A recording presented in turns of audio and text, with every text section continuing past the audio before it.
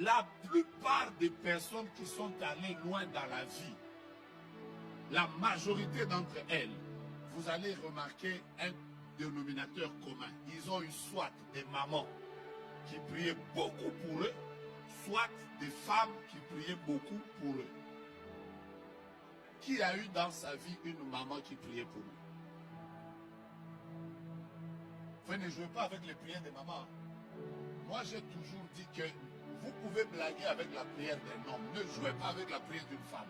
Et une femme, surtout quand elle pleure, parce que même les larmes d'une femme sont des prières liquides.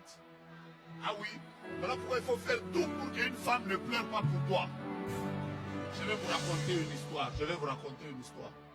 Un pasteur que je connais vous raconte une histoire authentique.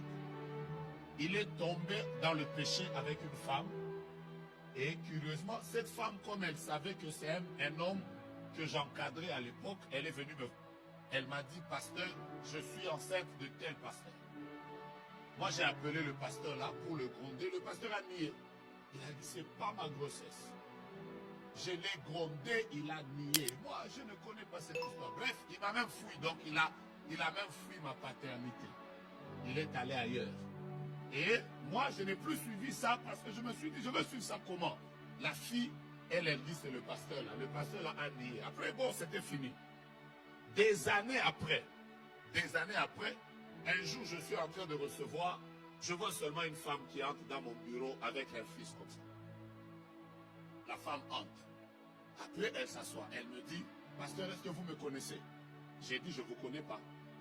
Maintenant, elle me dit, vous vous souvenez de la femme qui était venue vous voir pour vous dire que tel pasteur, elle est enceinte de tel pasteur.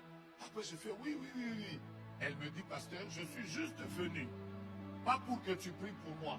Je voulais juste que tu voies cet enfant. Regarde la ressemblance entre cet enfant et ce pasteur-là. Moi-même, j'ai regardé. Là, surtout les enfants qu'on est là.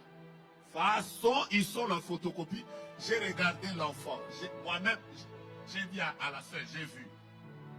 Après, elle m'a dit, pasteur, moi, je viens de me marier en Afrique du Sud. Je suis en train de partir avec cet enfant. Je voulais juste que toi, tu sois témoin. Parce que quand j'avais des problèmes, c'est vers toi que j'étais venu.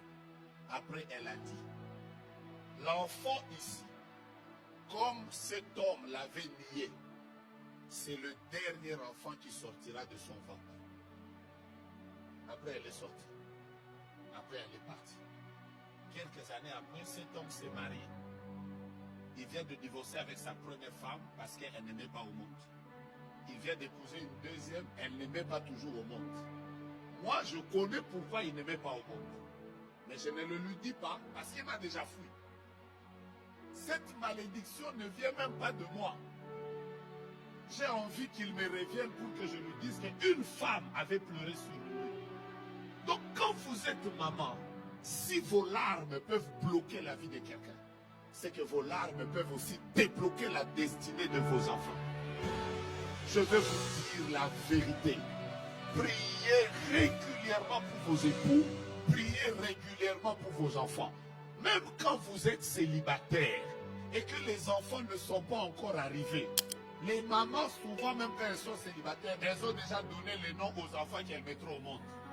Ouais, les mamans sont toujours comme ça. Tu vas voir seulement El Sissia.